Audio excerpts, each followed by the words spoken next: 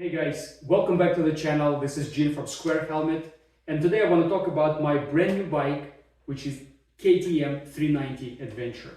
I just bought it a couple of days ago, and I want to share why I bought it, why KTM, and why now, especially when KTM is going through some financial problems.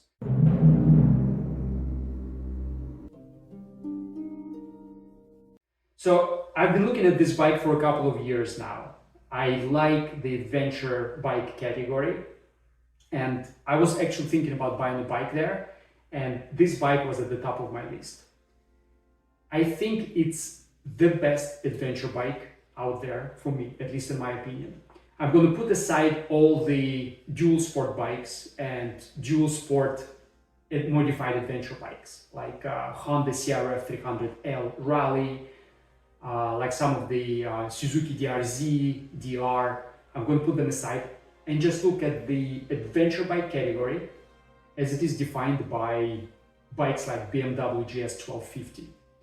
In that category, we're just looking really not an adventure bike, because any bike can give you adventure. My Yamaha XT250 will give you more adventure than you dream of. But in adventure bike category, this is one of the best, if not the best bike. It's also widely misunderstood bike. Journalists who are testing this bike, they all know that it's based on Duke, so they have to write about something that they're saying, okay, since it's based on the road bike, it cannot be good off-road. And every single review that I watched, and I watched so many of them, ends up praising this bike off-road. And this is the fact. This bike is amazing off-road. It's light, it's nimble, it has amazing suspension. It's great. For an adventure bike, it's probably one of the best. And when you talk about adventure riding, think about this kind of thought experiment. Take 100 random riders and put them on BMW GS 1250 and put them on this bike and see how far they would go off-road. They would go further on this bike, guaranteed. Again, it's lighter, it's nimble. If it falls, more people will be able to lift it. And if a bike in adventure category that is better off-road than the benchmark in this adventure category, which is BMW GS 1250, we can safely say that this bike is amazing off-road for adventure category. And this is important for me. As you know, guys, any road, anytime, anywhere, I need a bike that can handle off-road. Even my Ninja 400, I go off-road sometimes on it, because if I see a road that goes like relatively difficult off-road, I would take any bike off-road. I love it. So anyway, I was looking for this bike for a couple of years. I rode it in the past and I really loved it. This bike is so good on the road. It's an amazing street bike and it's amazing off-road. It's the entire package. It comes with so many features. It comes with crash bars, it comes with bash plate, hand guards, adjustable suspensions, TFT dash, which I don't really care about, but okay, it's there with like traction control and ABS. So this bike is packed. And even at $10,000, it's usually Canadian dollars, that's usually retails for here, it was a bargain. It gave a lot of value for 10,000 Canadian dollars. But now I came to dealership and the price for this thing is 6,700 Canadian dollars, which is equivalent of 4,800 US dollars. Just think about this. This includes everything. The destination charge, all the dealer markups, everything, only taxes extra. So before all the dealer markups, it's probably 4,000 US dollars. Tell me about any bike for 4,000 US dollars that would come close to the practicality and power and features of this bike. Amazing on-road, amazing off-road, for about 4,000 US dollars. The price plus dealer markups brought it to 4,800. I think this is amazing value. This is the value I could not pass. Now, I know that KTM is struggling right now and has financial problems because it overproduced during the COVID. There are some mismanagement issues. I'm not going to go into this.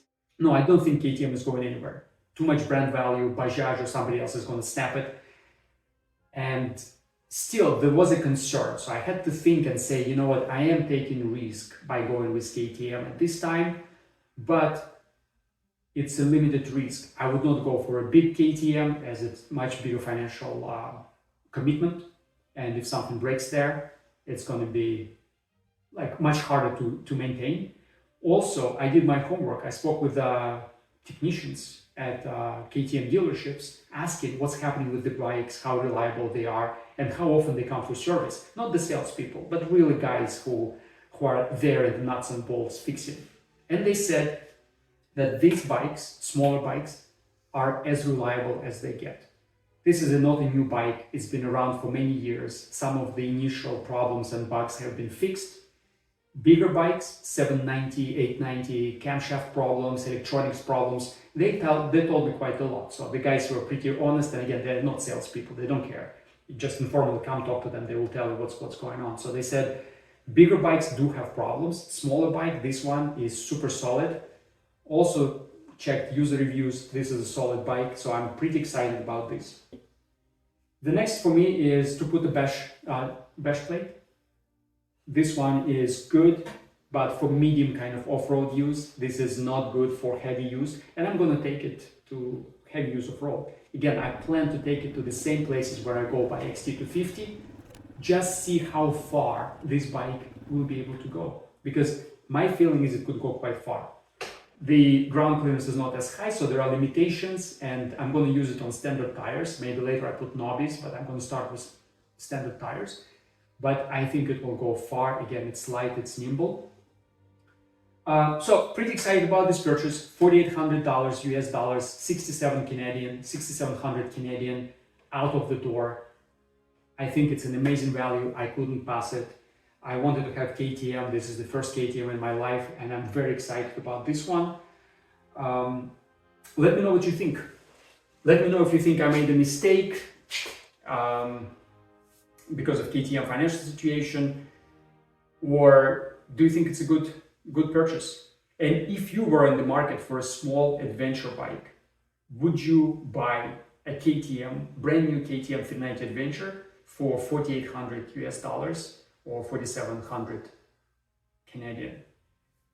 Thank you for tuning in.